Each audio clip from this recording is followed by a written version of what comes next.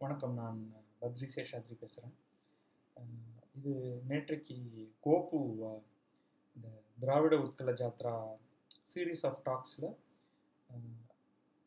பிராமி எழுத்துருக்களை கண்டுபிடிச்சது, அதன் மூலமாக இந்திய வரலாறுங்கிறது வந்து எப்படி எழுதப்படுகிறது அப்படிங்கிறத பற்றி கொடுத்த ஒரு பேச்சை பற்றின ஒரு சுருக்கமான என்னுடைய கருத்து. வில்லியம் ஜோன்ஸில் ஆரம்பிக்கிறது கோப்புடைய ப்ரெசன்டேஷன். கோப்புக்கு வந்து வில்லியம் ஜோன்ஸ் மேலே ஒரு அபார ஈடுபாடு இருக்குது. எப்படி ஒரு விதத்தில் ராஜசிம்ம பல்லவன் மேலே ஈடுபாடோ அதே மாதிரி வில்லியம் ஜோன்ஸுடைய அக்கம்ப்ளிஷ்மெண்ட்ஸ் பற்றி கோப்பு வந்து இந்த டாக்குடைய ஏர்லி வடிவம் மியாசி ஆர்கிடெக்சர் ஸ்கூலில் கொடுக்கும்பொழுது நான் அதுக்கு போயிருக்கேன். அப்போவே வந்து கோப்புடைய டைரக்ஷன் எந்த மாதிரி கோப்பு வந்து இந்த விஷயத்தை அணுகிறார் அப்படிங்கிறத பற்றின ஒரு அவுட்லைன் கிடச்சிருச்சு. ஸோ எஃபெக்டிவ்லி வில்லியம் ஜோன்ஸுங்கிற ஒரு மாபெரும் மேதை பண்டிதர், ஒரு சைல்டு ப்ராடிஜி இந்தியா வரார். ஒரு வாரன் ஹேஸ்டிங்ஸ் இங்கே கவர்னர் ஜெனரலாக இருக்கும் பொழுது கல்கத்தாவில் அவர்களுடைய அந்த ஹைகோர்ட்டுடைய ஒரு ஜட்ஜாக வரார். வரவர் வந்து அவருடைய வேலைகளை செய்வதோடு கூட இந்தியவியல், இண்டாலஜி என்று நாம் இன்று சொல்லக்கூடிய துறையின் பல்வேறு விஷயங்களை ரொம்ப தீவிரமாக அணுகிறார். பல கண்டுபிடிப்புகளை செய்கிறார். அவருக்கு பல குறைபாடுகள்லாம் இருக்குது. அவர் வந்து பைபிளை முழுமையாக நம்பக்கூடியவர். அதனால் அந்த உலகத்தோடைய காலம் அப்படிங்கிறது வந்து அவரை பொறுத்த வரைக்கும் 6000 வருடம். ஸோ அதுக்குள்ளே இந்தியாவுடைய ஹிஸ்ட்ரியை திணிக்க பார்க்கறதுங்கிற அவருடைய சில குறைபாடுகளை விட்டுடுவோம் ஒரு நிமிஷத்துக்கு. ஒரு மிகப்பெரிய லிங்குவிஸ்டிக்ஸ் ஸ்காலர். இந்த மாடர்ன் ஃபீல்ட் ஆஃப் லிங்குவிஸ்டிக்ஸ் அப்படிங்கிறதே வந்து ஒரு விதத்தில் வில்லியம் ஜோன்ஸ்லேருந்து ஆரம்பிக்கிறது அப்படின்னு சொல்லலாம். எப்போ அவர் வந்து சமஸ்கிருதமும் கிரேக்கமும் லத்தீனும் இன்னும் பல்வேறு கெல்டிக் போன்ற ஓல்டு ஜெர்மானிக் போன்ற பல்வேறு மொழிகளும் கிட்டத்தட்ட ஒரே மொழி குடும்பத்தோடைய ஒரு தோற்றுவாயிலிருந்து ஆரம்பித்து வந்திருக்க வேண்டும்ங்கிறத அவர் எப்போ உணர்ந்தாரோ அப்போவே அந்த லிங்குவிஸ்டிக்ஸ் துறை, கம்பேரிட்டிவ் லிங்குவிஸ்டிக்ஸ் ஆரம்பிச்சிருந்தது. அவருடைய மிகப்பெரிய பங்களிப்பு, அவருடைய காலத்தில் அவர் இந்திய இலக்கியங்கள் சிலவற்றை சமஸ்கிருதத்திலிருந்து ஆங்கிலத்துக்கு மொழிபெயர்ப்பது போன்றவற்றை அவர் ஆரம்பிச்சு வைக்கிறார். அதன் பிறகு நிறைய பேர் அதில் ஒர்க் பண்ணுறாங்க. பட் நேற்றைய கோபோடைய டாக்கில் முக்கியமான நபராக வரவர் வந்து ஜேம்ஸ் பிரின்சப் அப்படிங்கிறவர். மின்ட் அசேரா அவர் தன்னுடைய வேலையை செய்துட்டு இருக்கும் பொழுது அவர் ஏஷியாட்டிக் சொசைட்டி ஆஃப் பெங்காலில் இணைந்து அதோட கூட தன்னுடைய அமைச்சூர் ஆராய்ச்சிகளை தொடர்றார். இப்போ அவருக்கு இந்த பிராமி எழுத்துருவில் எழுதப்பட்ட கல்வெட்டுகள் பல அவருக்கு கிடைக்கிறது. அந்த ஃபேமஸ் ரோட் ரோலர் கதை, அவர் சாலைகளை போடும்பொழுது ஒரு பெரிய பழவழவென்று அற்புதமான ஒரு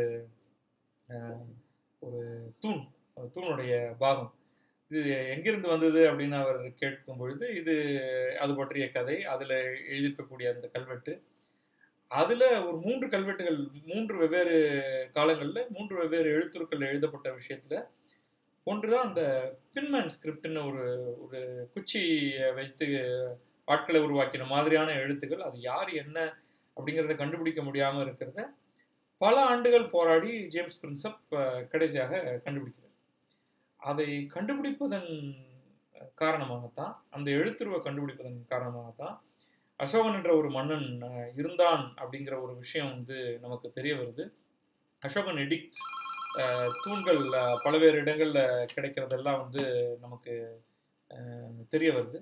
ஸோ இது ஒரு மிகப்பெரிய ஒரு வரலாறு, இந்தியாவுடைய வரலாறுடைய பல்வேறு விஷயங்களை கண்டுபிடிக்கிறதுக்கு உதவுது. இது வந்து கோபு மிக அற்புதமாக, மிக சரளமாக, மிக அழகாக பல்வேறு விஷயங்களை தொகுத்து கொண்டு வந்து நேர்த்தி கொடுத்தது வந்து ஒரு அற்புதமான ஒரு டாக். நம்ம இந்த ஒரிசா பயணத்தில் மிக முக்கியமான 2 கல்வெட்டுகள் பிராமி மொழியில் எழுதியிருக்கிறத நம்ம பிராமி எழுத்துருக்களில் எழுதியிருக்கிறத நம்ம பார்க்க போகிறோம். ஒன்று தௌலியில், அது அசோகனுடைய கல்வெட்டு. இன்னொன்று வந்து உதயகிரி கண்டகிரி குகைகளில் ஹாத்திகும்ஃபா அப்படிங்கக்கூடிய அந்த ஒரு குகையில் இருக்கக்கூடிய காரவேலனுடைய கல்வெட்டு. இது ரெண்டும் முக்கியமானது. ஸோ அந்த விதத்தில் நமக்கு வந்து பிராமி பற்றி, அதோடைய வரலாறு பற்றி, அது எப்படி ஜேம்ஸ் பிரின்சப் மூலமாக கண்டுபிடிக்கப்படுகிறது, அதன் பிறகுதான் நமக்கு வந்து அசோகன் என்பவனை பற்றிய ஒரு வரலாற்று சித்திரம் நமக்கு உருவாகிறது அப்படிங்கிற இந்த கதைகள் வந்து ரொம்ப முக்கியமானது. இதில் அசோகர் பற்றிய சார்ல்ஸ் ஆலன் எழுதிய புத்தகத்தை பெரும்பான்மையாக அடிப்படையாக வைத்து கோப்புடைய டாக் இருந்தது. அந்த புத்தகம் விரும்புபவர்கள் அதை படிக்கணும். நான் ஒன்றும் படிக்கலை, நான் கையில் வைத்திருக்கேன். இப்போ நேற்றைய லெக்சருக்கு பிறகு அதை நான் கட்டாயமாக இந்த வாரத்தில் அதை படிச்சிருவேன் அப்படின்னு நம்புகிறேன். இந்தியர்களுக்கு வரலாற்று உணர்வு இருக்கா இல்லையா? எந்த விதமான வரலாற்று உணர்வு? புராணங்களில் சொல்லியிருக்கக்கூடிய அரச குலங்களுடைய அந்த தொடர்ச்சிங்கிறது வந்து எந்த அளவுக்கு உண்மை, அதில் எந்த அளவுக்கு சரித்திரம் இருக்குது? காஷ்மீரத்தில் இருக்கிற ராஜதரங்கிணியாக இருக்கட்டும், அல்லது இலங்கையை சேர்ந்த மகாவம்சமாக இருக்கட்டும், அது இன்றைய வரலாறு என்று நாம் பார்க்கக்கூடிய அந்த வரலாற்றுக்கான ஒரு கராரான ஒரு காலகட்டம் சார்ந்தவற்றுக்குள்ள அது வருமா? அவற்றையெல்லாம் நம்ம எந்த அளவுக்கு ஏற்றுக்கொள்வது? டெக்ஸ்டுவல் எவிடன்ஸ், லிட்ரரி எவிடன்ஸ் போதுமா? ஆர்கியலாஜிக்கல் எபிகிராஃபிக்கல் எவிடன்ஸ், கல்வெட்டுகள், செப்பு பட்டயங்கள் போன்றவையோடைய முக்கியத்துவம் என்ன? நம்ம வந்து ஐஹோலேயில் பார்த்த அந்த ரவிகீர்த்தியுடைய சாளுக்கிய கல்வெட்டுங்கிறது வந்து எவ்வளோ ஒரு அற்புதமான ஒரு ஒரு வரலாற்றை கொடுத்தது. அன்ஃபார்ச்சுனேட்லி நமக்கு அது போன்ற ஒரு விரிவான பல்லவர்களுடைய வரலாற்றை கொடுக்கக்கூடிய ஒரு கல்வெட்டு நமக்கு கிடையாது. அது பல்லவர்களாக இருக்கட்டும், பாண்டியர்களாக இருக்கட்டும், சோழர்களுக்கே வந்து சொல்லப்போனால் ராஜராஜனுடைய காலத்துக்கு பிறகுதான் ஒரு விரிவான ஒரு மெய்கீர்த்தியும் ஒரு ஒரு ஒரு நீண்ட நெடிய அழகாக ப்ரெசென்ட் பண்ணப்பட்ட ஒரு வரலாறும் நமக்கு கிடைக்கிறது. ஆஃப்கோர்ஸ் ப்ரொஃபஸர் சுவாமிநாதன் சொல்லுவார், இது வந்து ஒரு சபால்டர்ன் ஹிஸ்ட்ரி நமக்கு கொடுக்குறதானா? நிச்சயமாக இல்லை. ஆனால் ஒரு அரசகுல வரலாறே நமக்கு சரியாக கிடைக்காத நிலை என்ன அப்படிங்கிறத நம்ம கவனிக்கணும். இதில் வந்து ஒரு அமெச்சூராக நம்ம எல்லாரும் தமிழ் பாரம்பரிய அறக்கட்டளையை சேர்ந்த மாணவர்களாகிய நம்ம எல்லாரும் செய்கிறதுக்கு நிறைய விஷயங்கள் இருக்குது. நம்ம ஒரு தீவிரமான ஒரு ஆர்ட்ஸ் கோர்ஸ் ப்ரொஃபஸர் சுவாமிநாதனும் சந்துரும் ஓவியர் சந்துருவும் கொடுக்கறதுக்கே நம்ம வந்து ஒரு சஃபிஷியன்ட் ஆர்வத்தை காண்பிச்சு எண்ணிக்கையில் நம்ம போய் அங்கே உட்கார மாட்டேங்கிறோம். ஆனால் சுவாமிநாதனுடைய ஆர்வம் வந்து ஏஷியாட்டிக் சொசைட்டி ஆஃப் பெங்கால் போல ஒரு அமைப்பை வந்து இங்கே ஏற்படுத்தி தீவிரமாக ஆராய்ச்சி செய்யணும் அப்படிங்கிற அவருடைய விருப்பத்தை அவர் பலமுறை சொல்லிட்டார்.